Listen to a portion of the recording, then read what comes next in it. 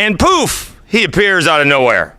He's Karl Benson, the commissioner of the Sun Belt. We are live from the Sun Belt Media Days powered by Pete's at the Mercedes-Benz Superdome in New Orleans, Louisiana. Dave Schultz with you on a Monday morning sports chat in New Orleans, and Cody Schutz holding down the fort at the ShopRite Tobacco Plus studios. Commish, good morning. How are you? Thanks very much for joining us so early. My pleasure, Dave. Just 2 floors down to the Sunbelt offices. So I slept on my couch there last night after the big Fado and offered you a place, someplace here in the dome where you could have camped out. But no, seriously, it's great to get it started off. You are the official first interview of the 2018 Sunbelt Football Media Day. So we should actually record all of your interviews and see who does better on our end, and if you give the same answers to each and every question. Does it sound like you're repeating yourself, and you got to realize that even though I said the same thing in the morning to Schultz in Louisiana, in Lafayette, I got to do the same thing maybe later on in the afternoon in Arkansas? What I have to make sure I remember is who I'm talking to, so that when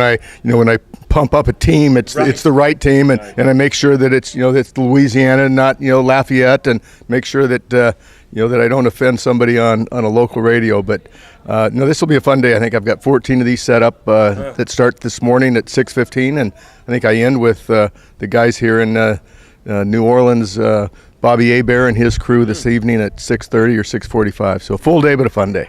All right, tell us about where the Sun Belt is. It seemed to be going in a different direction. Instead of expanding, you sort of took a couple of teams out. It certainly helps out with travel. You got a championship game. Give us a little recap. Well, it's 2018, and it really is a kind of a new beginning. As a 10-team football league and with a football championship game, and that was our goal back in 2012 when we started to put the Sun Belt back together. Was how do we get to a football championship game? The rules then were that you had to have 12 teams.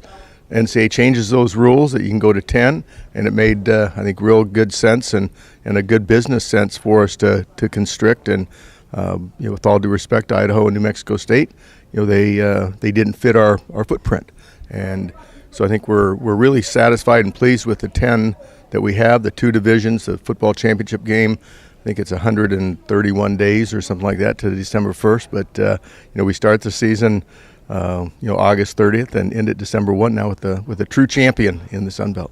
And that game is going to be hosted by the top seed in the conference, correct? And the question is, how is that figured out?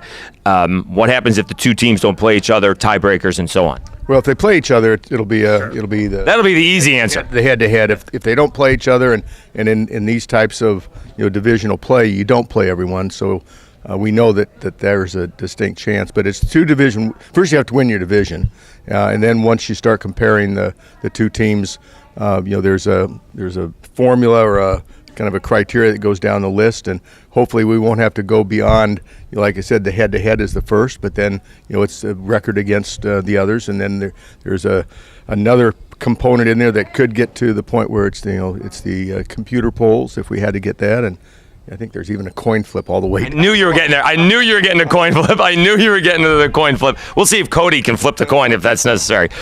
Dave Schultz, Cody Schutz on a Monday morning sports chat live from the Mercedes-Benz Superdome in the 2018 Sunbelt Media Days with the commissioner, Karl Benson. The big thing over this summer, I guess, was the ESPN Plus. Is that going to, I guess that officially or unofficially kicks off today?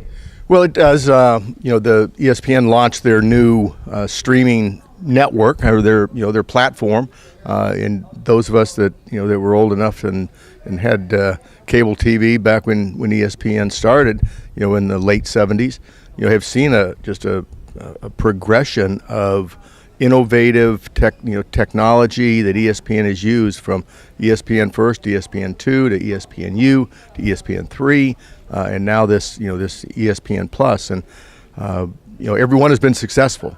And I think that thus far the reaction and the acceptability of ESPN Plus, has been right where we expected it to be. And our fans deserve a lot of credit. And over the course of the last couple of years, when we first introduced them to ESPN3 and how to watch, the new way to watch college football, they embraced it, and our fans got used to it.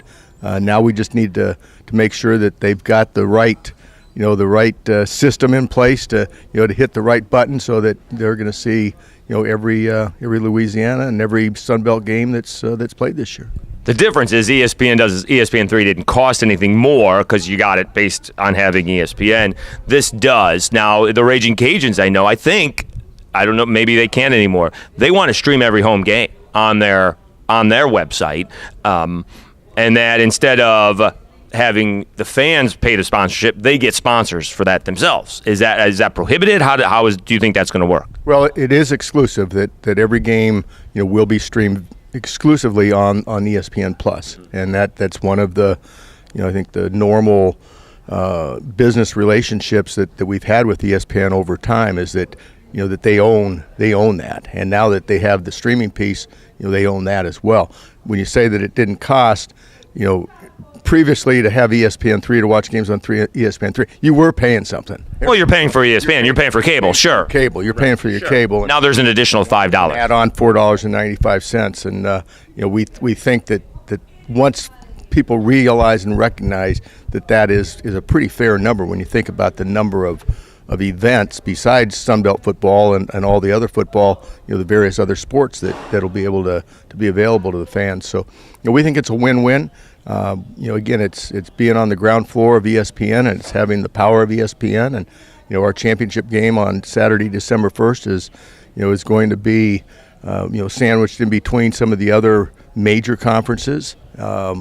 We don't know exactly what time or what network, but we know that it'll either be ABC, ESPN, or ESPN2 on Saturday, December 1st, and it will be sometime between 1 o'clock Central and 6 or 7 o'clock Central. So it's going to be a great window and a great opportunity and a great showcase for the Sun Belt. All right, so it is December 1st because that's usually when the Cajun season ends, and then you have the off week, and then you have a bowl game. So this is actually 2 weeks before the New Orleans Bowl. That is correct. We've moved the regular season had to be compacted now into one less week because that December 1st, and last year we were the only conference that didn't have a football championship game, and we've been fortunate in that we've had a couple of de facto championship games. Really, the Arkansas State Troy game last year on that last Saturday of the regular season, the same Saturday that all the championship games were going on. But now we'll be all 10 conferences are going to have the championship game, and the Sun Belt will be right up there with them.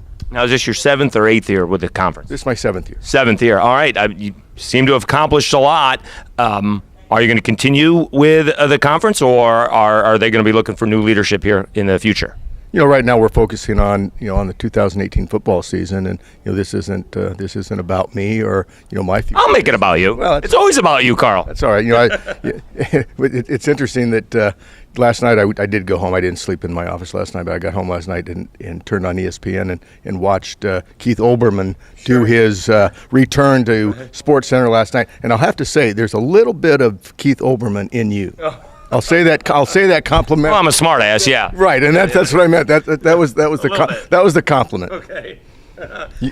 Which also reminds me, and I know if you can say smart ass, I can as well. But my dad always said, why they don't send donkeys to school? Uh-oh. They don't like smart asses. There you go. Okay. There you go. All right, Karl Benson with the Sun Belt. We appreciate you coming down here first thing in the morning, and we'll compare the interview answers as we go along during the day. Congratulations on all the success, and hopefully, can you get early breakfast? You're in charge of that, right? Can you get a little early breakfast? All right. Okay, Dave.